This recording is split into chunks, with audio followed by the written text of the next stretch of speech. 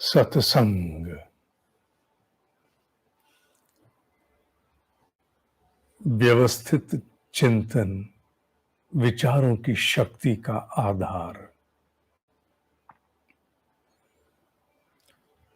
आज लगभग इस विषय पर प्रशिक्षण के 12 संस्करण हो चुके हैं। पूरा सब कुछ दोहराने की आवश्यकता नहीं। जो नए हैं वो पीछे जाकर के पढ़ सकते हैं।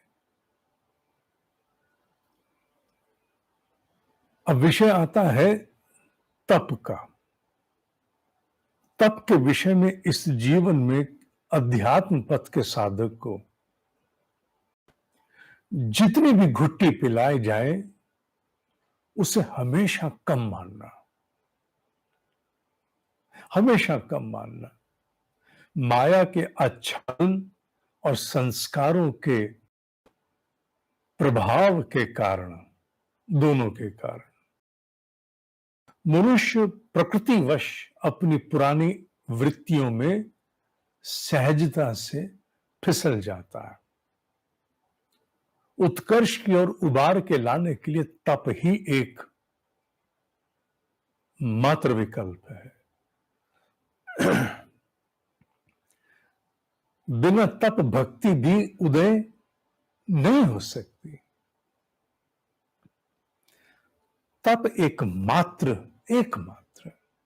निर्विकल्प साधन है उत्कर्ष का। उसके उपरांत फिर अनेकों धाराएं साधक अपना लेते हैं, चुन लेते हैं, जिनमें भक्ति भी एक है।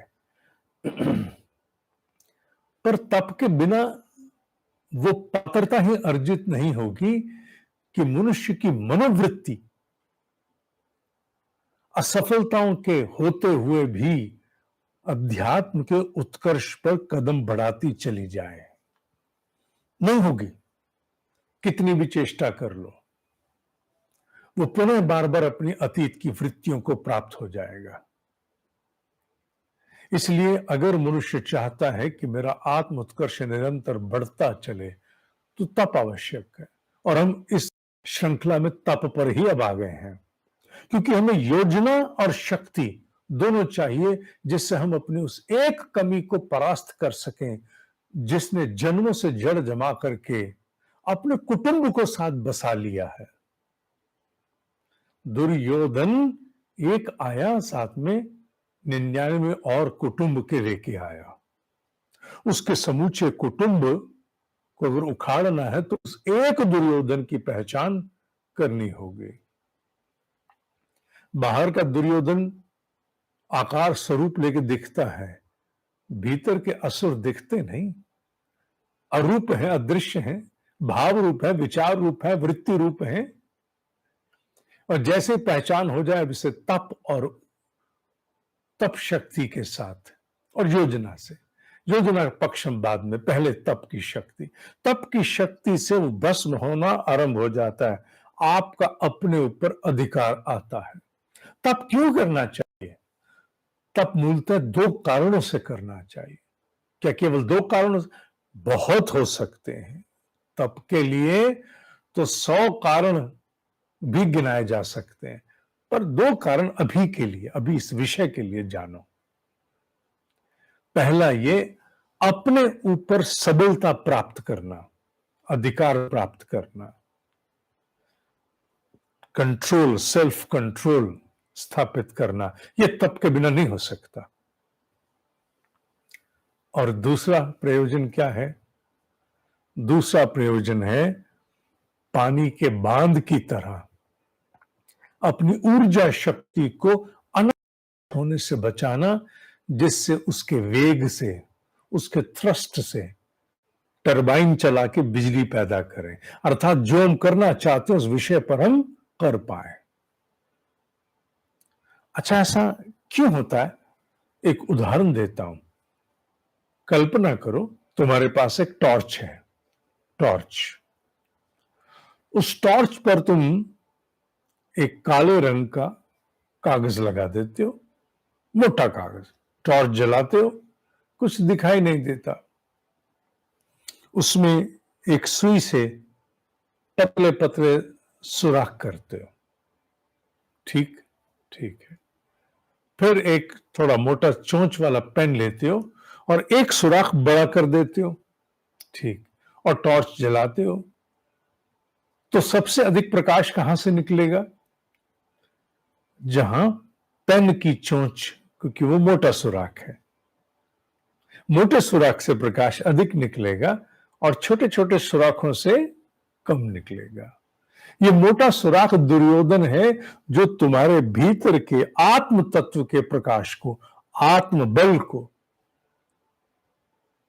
बाहर निरंतर फेंक रहा है। उसे बंद करना है, और उसे बंद करने के लिए हमें तप की व्यवस्था चाहिए। पानी को रोकने के लिए बांध चाहिए, जिससे उसमें वेग पैदा करे, उसमें थ्रस्ट पैदा करे। ये तप है। तप ना केवल तुम्हें अधिकार देगा, अपितु वो जो तुम्हारा सबसे मुख्य भीतर का शत्रु है, उसे कमजोर करने में, भस्म करने में बड़ी सहायता देगा। तुम उसके फल पर पैर रख पाओगे, इतनी सामर्थ्य तुम्हें आ जाएगी। और ये बिना तप के नहीं। और तप आसान है, सहज हो जाएगा? नहीं होता। जिसे तप करना है वो पहले संकल्प कर ले इस विषय का कि मुझे कितनी असफलताओं का सामना करना पड़ेगा, इसकी गिनती मैं कभी नहीं करूंगा, कभी नहीं करूंगी। मैं सफल हूं कि ना हूं, मैंने हार नहीं माननी है, मैंने थकना नहीं है। मैंने जिस आदमी ने ये कमर कस ली, ये जान लिया, बस वो निरंतर आगे बढ़ेगा, कितनी भी असफलताएं आए। जन्मों से जड़ जमाए संस्कार से संग्राम करने में कुछ वर्ष लग गए तो लग गए, अरे दशक भी लग गए तो लग गए। इंस्टा पर खत्म हो जाएगा कार्यक्रम, आप लोग फेसबुक या यूट्यूब पे आ जाना। जितने भी वर्ष लग गए, पर एक बार तप की ठान और अपने ऊपर अधिकार, सेल्फ कंट्रोल के लिए निकल पड़े, पर पीछे मुड़ने की, देखने की आवश्यकता नहीं। रोज असफलताएं होंगी सैकड़ों, पर रोज उठ करके सामने आएगा। वो रुकेगा नहीं, मानेगा नहीं। ये उस तपस्वी का सौंदर्य होना चाहिए। तप कौन सा करना है ये तुम चुन लेना, इसमें व्यवस्थाएं बहुत हैं, पर तुम तप करोगे इस विषय पर कमर कस लो। इस विषय को मैंने पूर्व में अनेकों बार लिया, आगे भी जब तक ईश्वर अवसर देगा पता नहीं कितनी बार और लूंगा, क्योंकि ये निर्विकल्प है। इसके बिना उत्तरोत्तर प्रगति नहीं है, तप के बिना। और तप में असफलता के कारण कई बार जन्मों साधक कदम नहीं उठाते। अगर मनुष्य का कोई भी उत्कर्ष जन्मों तक नहीं हो पाता, उसका कारण यह है वो असफलता को शिरोधार्य नहीं करता। शिरोधार्य समझते हो ना, सिर पे धारण करना। Except it at the depth नहीं करता। एक बार असफल हुआ, मेरे से नहीं होगा, छोड़ देता है ना। असफलता को स्वीकार करो और फिर प्रयास करो। असफलता को स्वीकार करो और फिर प्रयास करो। ये कार्य एक तपस्वी होने के नाते, एक साधक होने के नाते तुम्हें अपने गहरे स्तर पर उतारना है, जमा लेना है। ये निर्विकल्प है। अगर अभी तक कोई कमजोरी है तो अपने आप को आड़े हाथों लेके तप के लिए तत्पर करो।